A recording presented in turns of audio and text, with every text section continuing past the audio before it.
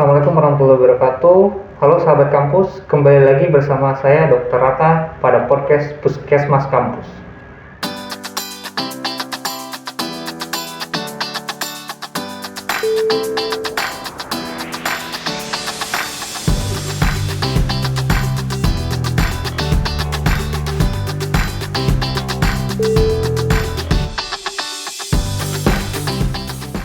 Saat ini angka COVID-19 makin meningkat dengan ditambahnya varian Omicron. Pada kali ini, Puskesmas Kampus akan mengangkat tema yaitu mengenai tracing COVID-19 dan paket obat isoman COVID-19. Ya, hari ini sudah hadir bersama kita yaitu dokter fungsional dari Puskesmas Kampus yaitu Dr. Dia. Selamat sore, Dok. Selamat sore. Iya, Dok. Untuk tema kita yang pertama itu mengenai tracing COVID-19. Sebenarnya apa sih, Dok, definisi dari tracing COVID-19 itu? Oke. Jadi tracing COVID-19 itu namanya tracing ya, penyaringan atau istilahnya adalah kita mencoba mencari orang-orang yang kontak dengan pasien konfirmasi supaya nanti mereka yang melakukan kontak dengan pasien konfirmasi bisa dilakukan tes dan kalau misalnya memang hasilnya positif bisa dilakukan isoman seperti itu. Iya, Dok. Pertanyaan selanjutnya, apakah itu merupakan sebuah program kerja yang wajib dilakukan dari Puskesmas Kampus atau memang itu ada program dari pemerintah? Oke, kalau untuk tracing kontak COVID itu program dari Kementerian Kesehatan ya, karena kan untuk saat ini angka COVID tinggi sekali ya. Bisa kita bilang seperti, kalau aku bilangnya seperti fenomena gunung es. Jadi yang tampak sekarang di permukaan itu tidak sebanyak yang ada seperti itu. Makanya perlu sekali tracing kontak ini karena teman-teman yang sudah terkonfirmasi COVID positif belum tentu hanya mereka aja, mereka pasti besar kemungkinan untuk menularkan ke orang lain karena kan kita sehari-hari kan kontak dengan orang lain ya. Sehingga kalau itu tidak di tracing atau tidak kita bantu untuk melakukan pemeriksaan, mereka tidak tahu kondisi tubuh mereka sendiri apakah positif atau negatif, kemudian mereka kontak lagi dengan orang lain sehingga penyebaran COVID ini akan semakin banyak seperti itu. Itu tadi sudah dijelaskan ya, Dok, mengenai definisi, tujuan, dan keuntungannya. Mungkin pada saat tracing di lapangan itu, apa kesulitan dan kendala yang memang sering dialami oleh para puskesmas kampus? Oke, jadi selama tracing dulu ya, kalau pas waktu pertama kali kita lakukan tracing kontak atau penjaringan pasien konfirmasi, banyak sekali kendala yang kita alami. Satu yang jelas penolakan dari masyarakat karena seperti yang kita ketahui, COVID ini seperti momok ya. Jadi stigma negatif yang dimunculkan oleh masyarakat itu sendiri sebenarnya itu sangat mempengaruhi kejujuran dari pasien-pasien kita. Sehingga terkadang kalau kita turun untuk melakukan tracing kontak ke tempat yang bersangkutan, ke pasien konfirmasi, mereka akan kadang kita tidak dibukakan pintu. Itu sering terjadi. Yang kedua, penyangkalan. Jadi penyangkalan itu dalam arti kata mereka tidak mengakui kalau mereka melakukan pemeriksaan. Itu ada.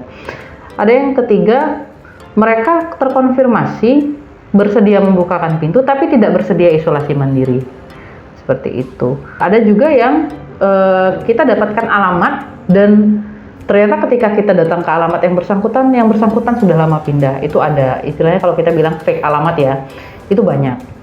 Kemudian tracing kontak itu tidak hanya dilakukan kita terjun langsung, enggak. Jadi tracing kontak yang COVID ini kita lakukan dua cara. Pertama, kita akan hubungi pasien yang bersangkutan via WhatsApp atau via telepon nih. Kalau misalnya pasien yang bersangkutan tidak bisa dihubungi atau tidak bersedia di tracing melalui telepon, biasanya itu yang kita akan kunjungi ke rumah yang bersangkutan. Tujuan kunjungan ke rumah itu sebenarnya bukan untuk menakut-nakuti atau memberikan stigma negatif, enggak ya.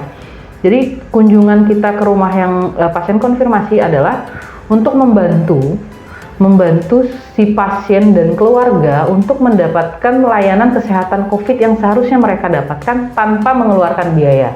Jadi kan kalau misalnya pasien-pasien konfirmasi itu kalau dia tes di luar ya, mereka kan harus berbayar ya, mereka harus bayar. Sedangkan di puskesmas, pemerintah punya program pemeriksaan screening untuk COVID-19 itu gratis. Alangkah sayangnya kalau itu tidak dimanfaatkan maksudnya. Jadi tujuan kita tracing kontak adalah kita mengajak keluarga yang merasa kontak dengan yang bersangkutan untuk melakukan pemeriksaan di puskesmas kita gratis tanpa biaya.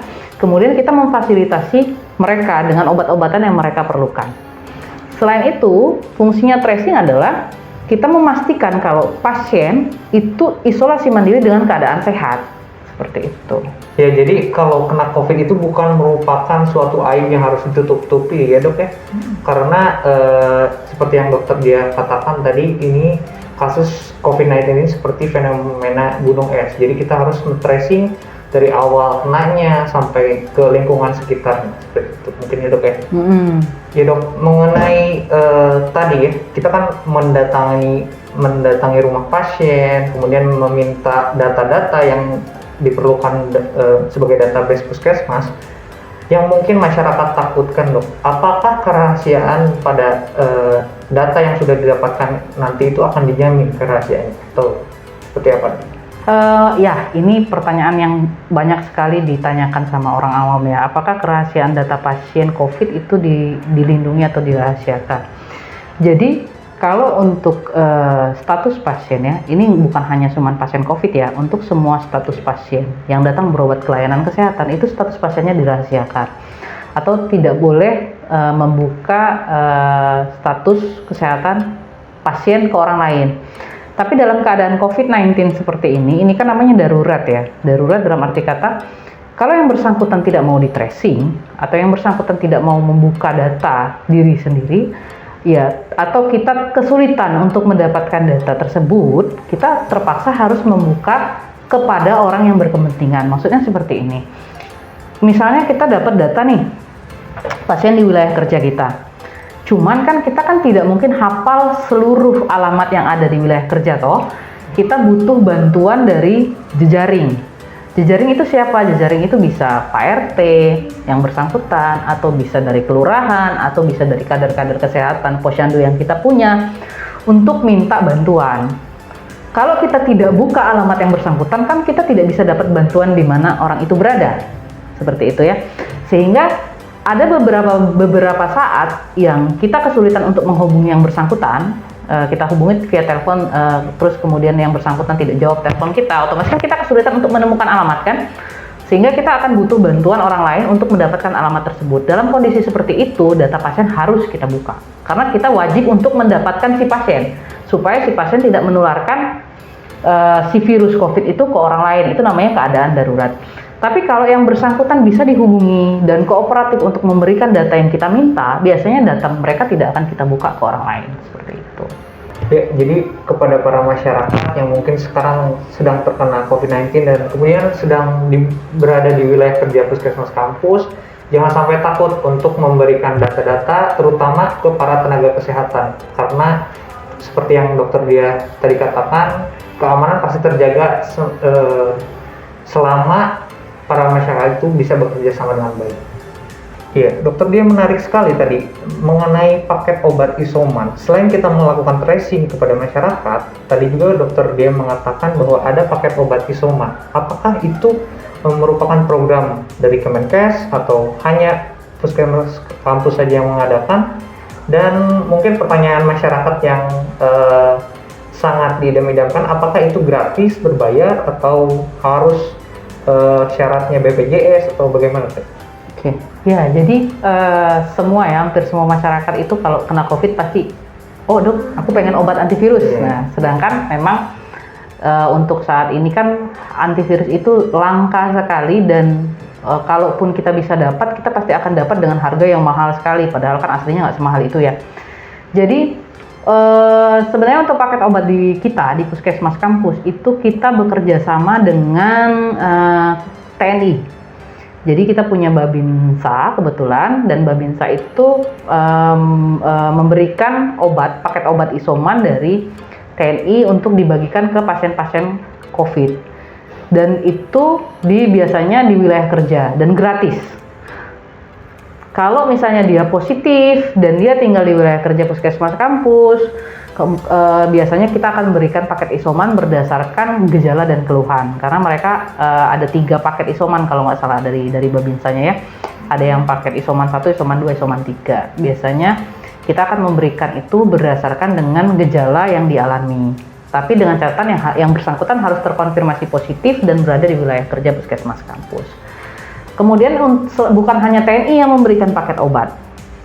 Jadi sekarang itu Kementerian Kesehatan bisa memberikan juga akses untuk memberikan obat-obatan antivirus gratis ke masyarakat melalui website Kementerian Kesehatan. Jadi Kementerian Kesehatan membuat program nih namanya program telemedicine. Jadi program telemedicine ini adalah program seperti Halodoc ya, seperti Halodoc, Laka Sehat. Dia bekerja sama dengan beberapa provider-provider yang berobat online gitu untuk memberikan pengobatan bagi teman-teman yang mengalami atau yang sedang isolasi mandiri secara gratis. Jadi teman-teman tinggal akses aja telemedicine Kementerian Kesehatan, kemudian masukkan data NIK, bukti konfirmasi positif, nanti dari mereka akan membalas chat melalui telemedicine Kementerian Kesehatan dan akan dikirimkan paket obat isoman ke alamat masing-masing. Gitu. Bukan cuman kita datang tracing kemudian kita minta data, enggak. Jadi tracing itu kita bantu dia untuk melakukan pemeriksaan, kita pantau keadaan keluarga dan dia sendiri yang sedang melakukan isolasi mandiri, kita pastikan keadaannya sehat sampai isolasi mandirinya selesai, dan kita berikan dia obat-obatan sesuai dengan paket isoman yang dia dapatkan. Seperti itu. Selain itu juga tracing itu nanti kalau misalnya dalam waktu pemantauan harian ternyata gejalanya memburuk, ya kan? Atau ternyata dalam pemantauan harian yang bersangkutan tidak mampu untuk isolasi mandiri di rumah karena keterbatasan, misalnya rumah itu ada cuman satu kamar dan isinya rame misalnya, otomatis kan dia tidak bisa isolasi mandiri. Itulah fungsi puskesmas untuk membantu fasilitasi si terkonfirmasi ini untuk melakukan isolasi mandiri di tempat lain seperti itu. Ya, sahabat kampus, jadi sudah dijelaskan ya tadi sama dokter dia bahwa memang paket obat isoman ini yang pertama bekerja sama dengan TNI yang asalnya juga obat dari Kemenkes, dan obat ini gratis ya, secara cuma-cuma gratis bagi siapapun yang tadi yang bersedia di tracing, kemudian dikontak oleh dari pihak puskesmas, dan manfaatnya banyak sekali ya. Selain kita memberikan obat, apabila ada perubahan gejala selama isoman, maka nanti bisa konsultasi dengan para pihak puskesmas kampus yang men-tracing. Ya dok, tadi sudah dijelaskan secara detail juga dok ya mengenai paket obat. Jadi yang pertanyaan selanjutnya yaitu siapa saja yang berhak mendapatkan paket obat isoman ini? Apakah pasien yang hanya bergejala atau yang tidak bergejala pun akan dapat obat? Oke, jadi kalau berdasarkan arahan dari Kementerian Kesehatan, panduan pedoman dari Kementerian Kesehatan, pengobatan yang dilakukan untuk pasien-pasien COVID tidak hanya untuk pasien yang bergejala ya. Jadi pasien-pasien yang tidak bergejala pun bisa mendapatkan pengobatan. Kalau dari yang literatur yang kita dapatkan, untuk pasien-pasien yang tidak bergejala, tapi terkonfirmasi positif, biasanya kita akan support dengan vitamin. Itu cukup. Arahan dari pemerintahnya seperti itu. Jadi teman-teman yang terkonfirmasi positif cukup dengan obat-obatan vitamin saja. Tidak perlu konsumsi antivirus, tidak perlu konsumsi antibiotik, cukup dengan vitamin, kemudian makan yang sehat, insya Allah cepat negatif. Tapi kalau untuk pasien-pasien dengan gejala ringan, biasanya selain support vitamin, kita bisa support dengan antivirus. Nah, antivirus itu nanti dia akan makan selama 5 hari. Cukup itu. Cuman dan kita tidak perlu antibiotik di sini ya. Kecuali kalau dia punya bukti lain atau ronsen ke arah adanya bakteri di paru atau ada sesuatu yang berbau bakteri. Itulah salahnya. Orang kadang karena merasa sakit tenggorokan mereka akan konsumsi antibiotik sendiri. Oh, karena merasa nggak nyaman tenggorokan, demam udah berapa hari mereka akan konsumsi antibiotik sendiri. Padahal pada kasus-kasus COVID-19 antibiotik tidak diperlukan kecuali mereka ada bukti infeksi bakteri lain, dan biasanya itu pun di rumah sakit ya, bukan untuk yang isoman seperti itu. Jadi paket obat yang ada di kita itu hanya untuk yang pasien yang tidak bergejala dan gejala ringan saja. Untuk pasien gejala sedang dan berat biasanya kita akan merekomendasikan untuk dirawat di rumah sakit, tidak bisa mendapatkan pengobatan dari puskesmas. Gitu. Ya, tadi sudah dijelaskan juga ya tambahan detail mengenai paket obat isoman. Nah, jadi dok, mungkin kita simulasi sebentar ya mengenai misalkan ada pasien usia 50 tahun, laki-laki usia 50 tahun datang dengan keluhan utama demam sejak 2 hari yang lalu, kemudian ada keluhan batuk pilek, kemudian indera perasanya berkurang, indera penciumannya berkurang. dia datang tanpa sesak, kemudian pemeriksaan fisiknya juga dalam batas normal, tidak mempunyai penyakit komorbid lain-lain, mungkin setelah datang ke puskesmas disarankan untuk swab antigen dan dinyatakan positif. Maka bagaimana dok alur dari penerimaan tracing sampai pemberian obatnya? Gimana, dok? Jadi kalau misalnya kita dapat pasien nih, kemudian kita lakukan pemeriksaan, kemudian rapid antigennya ternyata positif, apa yang harus kita lakukan? Apa yang biasa kita lakukan? Biasanya kita akan melanjutkan pemeriksaan ke PCR test untuk yang bersangkutan.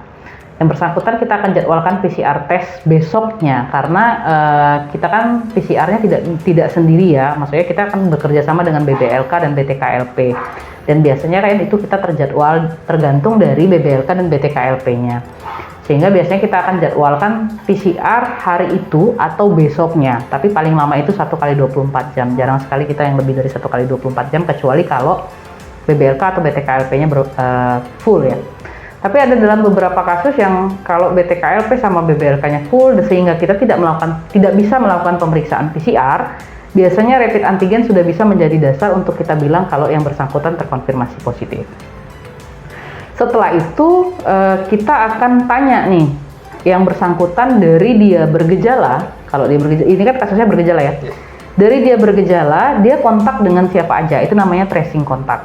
Dari 2 hari sebelum dia bergejala sampai hari itu dia datang ke kita, dia sudah pergi kemana aja, dia kontak dengan siapa aja, kita akan tanya seperti itu biasanya. Kalau dia bekerja, kita akan tanya dia bekerja di mana. Kemudian setelah kita dapatkan data kontak tadi, data kontak tracing tadi, kita akan suruh yang bersangkutan pulang untuk melakukan isolasi mandiri, kemudian kita bekali obat sesuai dengan gejalanya ya. Jadi pasien dengan konfirmasi positif tadi, setelah kita tracing kontak, kemudian kita dapatkan data, kemudian kita sudah lakukan pemeriksaan, pasiennya akan kita suruh pulang dengan kita modali obat-obatan. Kemudian akan kita jelaskan ke pasien selama isolasi mandiri apa yang harus dia lakukan dan apa yang tidak boleh dia lakukan. Kemudian setelah dia pulang, kita akan minta nomor handphone, biasanya nomor handphone pasien. Fungsinya adalah untuk melakukan pemantauan kondisi setiap hari. Jadi kita mantau kondisinya nggak kita turun langsung ke rumah yang bersangkutan ya. Pertama mungkin yang bersangkutan tidak nyaman, yang kedua memang kita juga kan terbatas ya. Sehingga kita akan melakukan pemantauan harian biasanya via telepon. Setelah itu kita akan sarankan pasien-pasien yang teman-teman yang kontak dengan yang bersangkutan tadi untuk melakukan pemeriksaan. Itu biasanya kita akan fasilitasi. Karena kalau dia berada di wilayah kerja kita akan fasilitasi untuk melakukan pemeriksaan di kita, baik itu rapid antigen maupun swab PCR, seperti itu. Dan kalau misalnya yang bersangkutan bekerja, biasanya kita akan lapor ke dinas kesehatan untuk melakukan tracing kontak di kantor yang bersangkutan. Jadi bukan hanya terbatas di rumah dan anggota keluarga saja, tidak. Jadi tracing kontak itu adalah semua yang melakukan kontak dengan yang bersangkutan, dari yang bersangkutan bergejala sampai yang bersangkutan terkonfirmasi positif, semuanya kita harus lakukan pemeriksaan seperti itu. Nah, setelah kita fasilitasi yang bersangkutan untuk tracing, untuk pemeriksaan rapid antigen dan PCR, nanti kita akan informasikan hasil pemeriksaan. Kalau ternyata dari hasil pemeriksaan itu ada yang positif juga, maka kita akan evaluasi nih, apakah pasien mampu untuk isolasi mandiri di rumah atau harus kita rujuk ke rumah sakit. Kalau dia mampu untuk isolasi mandiri di rumah, kita akan minta pasien untuk isolasi mandiri di rumah. Tapi kalau misalnya pasien tidak mampu untuk isolasi mandiri, kita akan bantu untuk melakukan rujukan ke rumah sakit.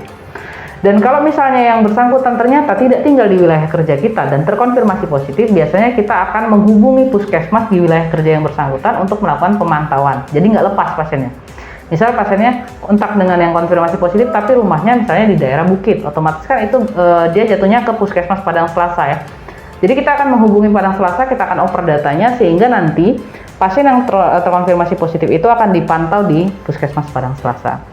Dan untuk yang di puskesmas kita akan melakukan pemantauan 10 hari dari gejala.